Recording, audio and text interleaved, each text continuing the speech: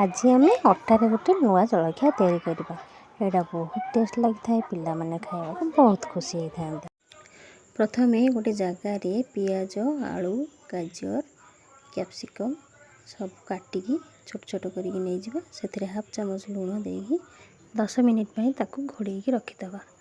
आउ एपटे आउ गोटे जगार नवा अटा जेकोसी जगार आम मापिकी नवा। मुझे गोटे गिनारे 2 गिना नहीं अटा से हाफ चामच देती जुआणी आउ हाफ चामच लुण सबको भल भाव आम मिसई चकटी दवा।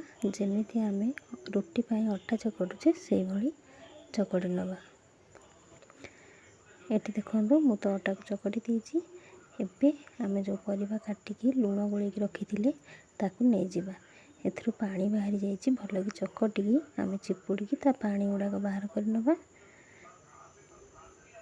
भल्ले चुपुड़ी दबा एमती सुखिला सुखिला करके पानी बाहर करके नहीं जावा। एबे से दबा लुण किछि हलदी गुंड लंका गुंड गरम मसला आउ जदि मैगी मसला थी से हाफ चामच पकईकी भल्ले मिसई नवा। एपटे आम पुणी अटा को आउ टिके चकटिकी गोटे यही साइज गुड़ा नहीं कि आम गोटे रुटी तैयारी करवा। एमती यही साइज रुटी करवा।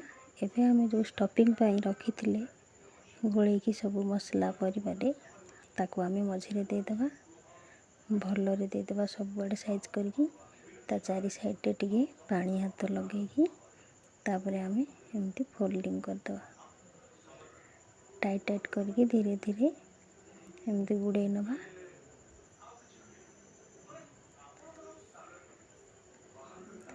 एबे ती साइडटा भल भाव टे चिपी देबा आउ छुरी काट नवा।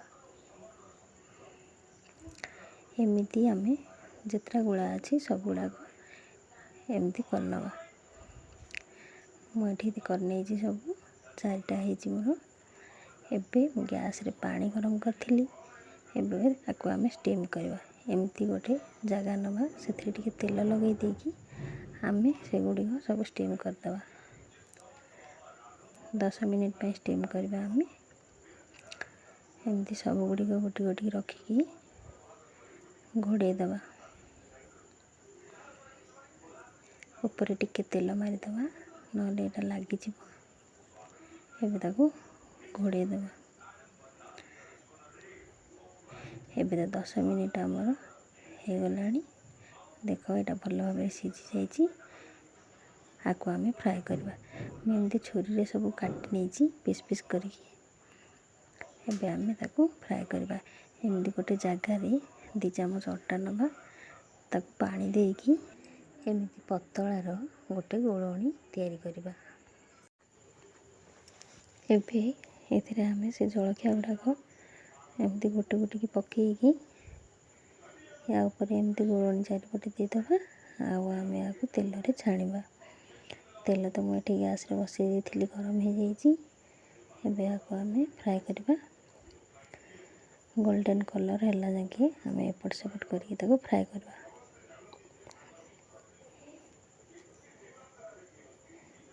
एबे एटा गोटे साइड हो गला आर पट साइड लेउटेबा एपट भी ब्राउन कलर है जाके आम फ्राए करवा। यहाँ तो ये हो गला ताकू काढ़ी नवा आउ सब गुड़िक एमती फ्राए कर नवा। एबे रेडी हो गला आमर अटारे गोटे न्यू रेसिपी। तेबे आज रही जय जगन्नाथ।